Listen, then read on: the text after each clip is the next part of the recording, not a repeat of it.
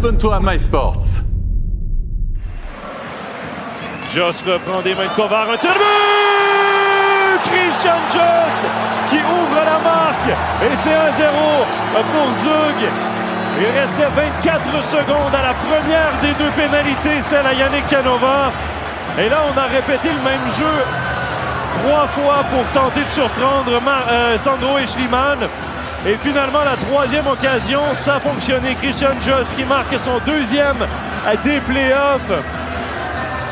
Évidemment, il y a beaucoup d'espace à 5 contre 3. Les défenseurs qui peuvent s'avancer dans le haut des cercles pour tenter des tirs de loin. Et regardez ici, on a pris Nugren comme écran. Il y avait évidemment Herzog devant la cage. Ça, c'était sur le tir sur le poteau. Ensuite, le fameux but de Christian Jost. Jusqu'ici, c'est un copier-coller avec Herzog devant qui voit la vue de Sandro et Schliemann. Mais cette fois, il ne frappe pas le poteau. En fait, il va le frapper, mais le puck qui va se retrouver derrière la ligne des buts pour déjouer pour une toute première fois ce vers en bulle sur le retour. Hoffman s'empare d'un disque libre et il y aura pénalité à Young sur son repli défensif. Kreis pour Kovar avec une feinte, le tir et le but!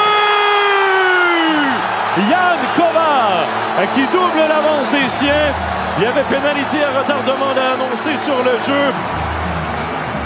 Et le premier trio zoudois qui se fait entendre dans ce match et qui marque un deuxième but très important pour les Zougois.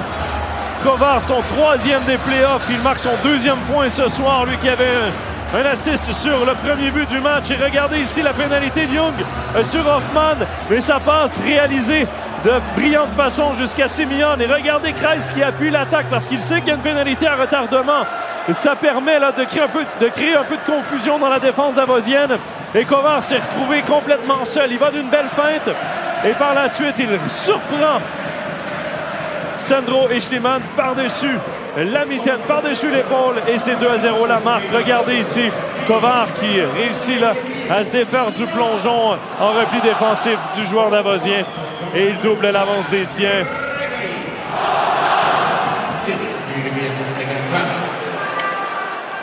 Lander pour Saint-Hilaire. On a enlevé le gardien Schliemann et c'est le but. Saint-Hilaire qui marque le 3-0 en avantage numérique. On a tenté le coup pour le tout là du côté de Christian Volvend en enlevant le gardien malgré la pénalité à Jesse Dragon. Et on réussit un troisième but ce soir. Cette fois dans un filet complètement abandonné, complètement désert. Saint-Hilaire, son troisième des présentes playoffs.